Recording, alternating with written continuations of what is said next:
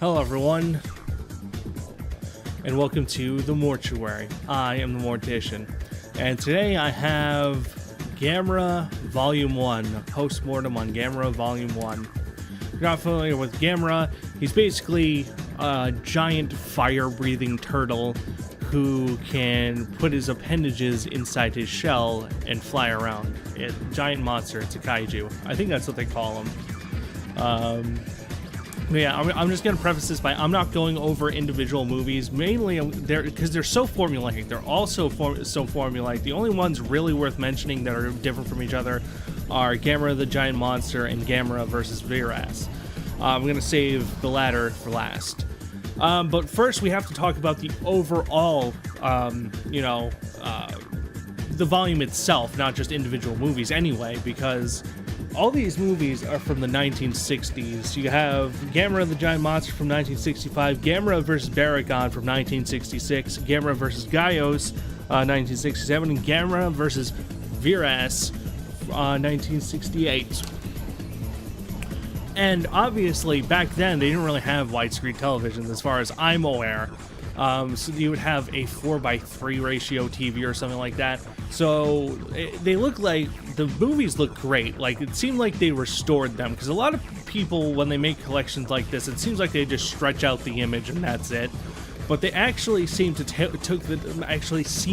have taken the time and restore them so they look really, really, really good on a widescreen television, 1080p. It looks awesome.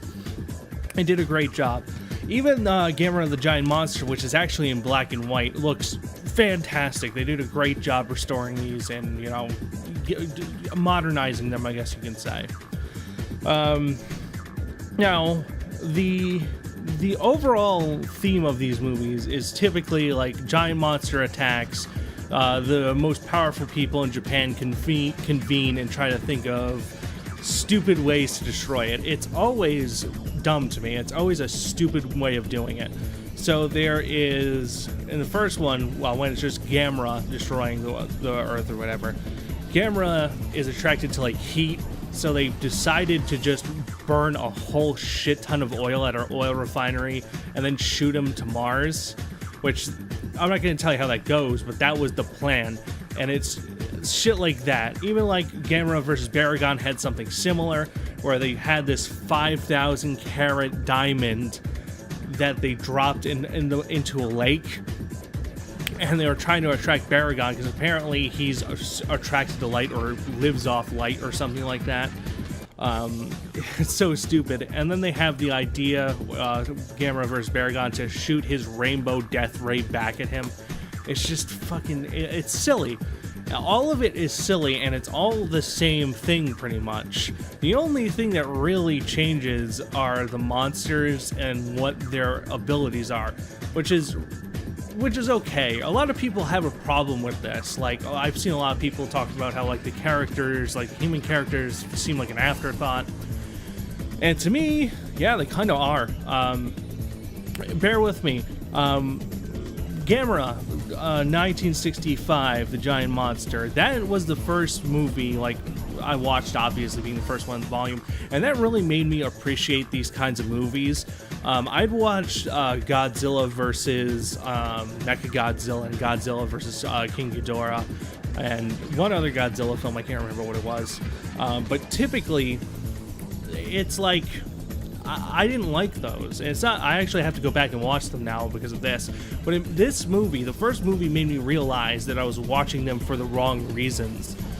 If I had to put it in a way, it's like watching porn for the plot, if that makes sense. If you're invested in like the human characters in that manner, where you're so trying to closely, understand them or, critique them or whatever, it's just not going to work because it's not really that kind of a film. These films are meant to be viewed not so much in a critical light, but like as a fun thing to do. They're like shitty midnight movies. If you ever watch like something like it's kind of like not exactly, because it's not, none of these movies are bad, but it's kind of like The Room. You put it on because it's fun to watch. It's just a fun disaster to watch. It's kind of the same thing with these films. You're really there only to see Baragon beat the shit out of things. Gamera to beat the shit out of things. So as long as you get that, in my opinion, I'm happy, because the explosions on all of these are awesome. The explosions are done really, really well. Even like the monster, you know, costumes are done well, except for Gamera versus Viras. I fucking hated that monster. It was definitely the worst looking one of them all. It was like just a giant squid. That was it. That was so stupid, especially when you look at like Gamera versus Baragon, or even just Gamera himself. Gamera has like different abilities. He can breathe fire. He can, you know, fly around by putting his appendages inside his shell and shoot fire and like fly around like a UFO. Baragon can shoot rainbows out of his back and like has this long tongue that can shoot freezing liquid. And Gaios has like this supersonic wave that can, you know, the sound can cut through, you know, materials and stuff. And then you just have Viras, whose his big thing is just that he can close the top of his head and pierce things.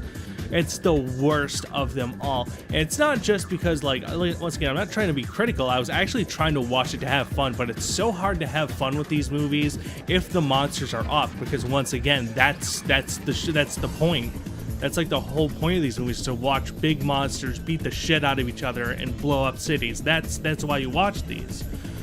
So to have a monster, and I think it's the most lazy out of all of them. It's just sad. But that being said, for being $10, this is $10. I really enjoyed it. I had lots of fun watching it. It's just like, even if the characters or the humans seem like somewhat of an afterthought, I just think it works so well. It's just so fucking funny to watch them come up with these stupid harebrained ideas. It's great. The monsters are awesome. And I have to say, like, I would fucking love that job. That job seems like a lots of fun, just getting into a fucking monster costume and just like breaking down like miniature cities. It just seems like a lot of fun. And I feel like the people on this had lots of fun making it. And that's kind of, to me, that's a little bit more important than just like having it be a masterpiece. I'd much rather watch a film where I know the cast is having fun than to know that the cast is not having any fun and have it be a masterpiece. That's just my opinion. A lot of people will probably feel a lot different than I do, but you know, you do you. So if I had to rate Gamera Volume 1, I have to give it like, I'm not really going to give a number score per movie, because once again, they're pretty much, the first three are just like the same. Like, they just have the same level of quality, in my opinion. The fourth one is just trash, so I'm going to give that like a 3. But the overall volume itself and the restoration aspect and whatnot, it definitely deserves like a 8. It's done really well. They put, you know, it seems like they actually put time into making these work on the bigger screens, on the 1080p screens. It is in letterbox or widescreen mode, so, but it just looks so goddamn good. So thank you guys for watching. I definitely recommend you pick this up to watch it. Once again, $10, you really can't go wrong, and it's just fun. They're fun movies to watch. So thank you guys for watching. Have you seen these? Tell me in the comments below. Mortician, peace out.